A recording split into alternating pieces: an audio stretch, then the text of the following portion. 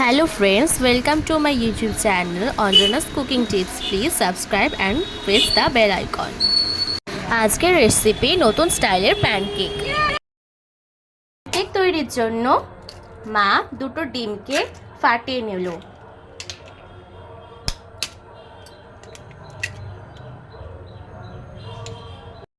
আমাদের চ্যানেলে আগে নিরামিষ প্যানকেকের ভিডিও আপলোড করা হয়েছে। এটা ডিম দিয়ে আমিষ প্যানকেক বানানোর ভিডিও। মা ফাটানো ডিমের মধ্যে স্বাদ মতন লবণ দিয়ে দিল, সামান্য পরিমাণে হলুদ গুঁড়ো, সামান্য পরিমাণে লঙ্কা গুঁড়ো, 2 চামচের 1 চামচ ঘরে বানানো চাট মশলা, এর মধ্যে দুটো লঙ্কা কুচিয়ে দিয়ে দিল। তারপর একে একে গাজর, বিনস, ক্যাপসিকাম, মটরশুঁটি দিয়ে ভালো করে ওটাকে মিশিয়ে নিল। সব কিছু দিয়ে দেওয়ার পর ব্যাটার বানানোর জন্য ভালো করে ফাটাতে হবে।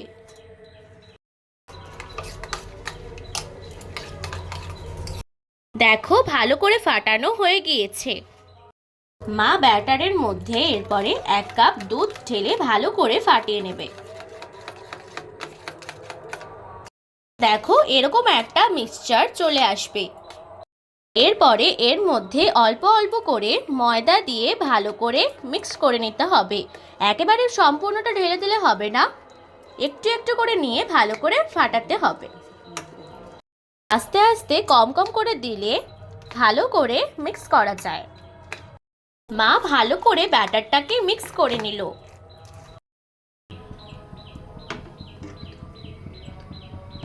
একটা ফ্রাইং প্যান নিয়ে তাতে সামান্য পরিমাণে রিফাইন্ড অয়েল দিয়ে দিচ্ছে। রিফাইন্ড অয়েলটা পুরো ফ্রাইং প্যানে ভালো করে মাখিয়ে নিচ্ছে, তাতে প্যানকেকটা হয়ে যাওয়ার পর লেগে না যায় ফ্রাইং প্যানটার সাথে। এরপরে মা প্যানকেক বানানোর জন্য ব্যাটারটাকে ফ্রাইং প্যানের উপরে ঢেলে দিচ্ছে। প্যানকেকের সবজিগুলো আর একটু ছোট ছোট পিস করে কাটলে ভালো, কিন্তু আজকে আমাদের বাড়িতে ফ্রাইড রাইস হবে, কিন্তু সকালবেলা আমি প্যানকেক খাওয়ার বায়না করলাম বলে মা সেখান থেকেই সবজিগুলো নিয়ে এর মধ্যে দিয়ে দিল। এরপরে মা 2 মিনিটের জন্য চাপা দিয়ে রেখে দেবে। এই সময় গ্যাসটাকে অবশ্যই লো ফ্লেমে রাখতে হবে।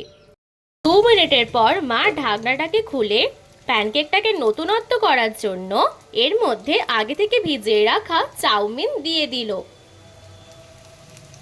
বেশি পরিমাণে নয়, প্যানকেকটার ওপরে ওপরে সামান্য পরিমাণে ছড়িয়ে দিতে হবে। আবার 2 মিনিটের জন্য ঢাকা দিয়ে রেখে দিল।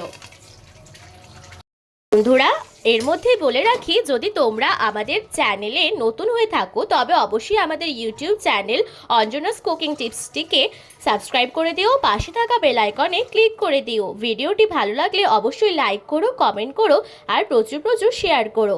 ফেসবুক প্রোফাইল থেকে দেখলে ফেসবুক প্রোফাইলটিকে অবশ্যই ফলো করে দিও। ধন্যবাদ। 2 মিনিট পর মা ঢাকনাটাকে খুলে দিল।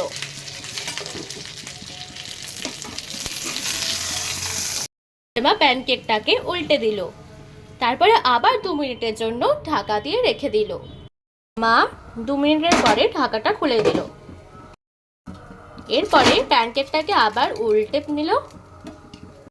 দেখো কত সুন্দর দেখতে লাগছে, আমার তো দারুণ লাগছে।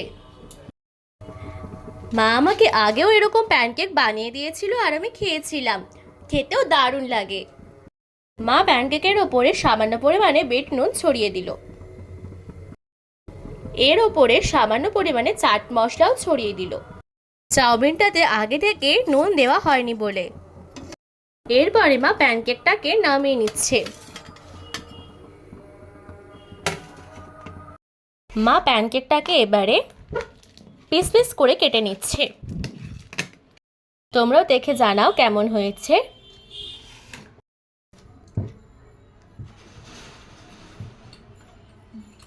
খেতে খুব সুন্দর হয়েছে। তো বন্ধুরা, আজকে এই পর্যন্তই। আসবো অন্য কোনো আরেকটি রেসিপি নিয়ে। ততক্ষণ তোমরা ভালো থেকো, সুস্থ থেকো। ধন্যবাদ।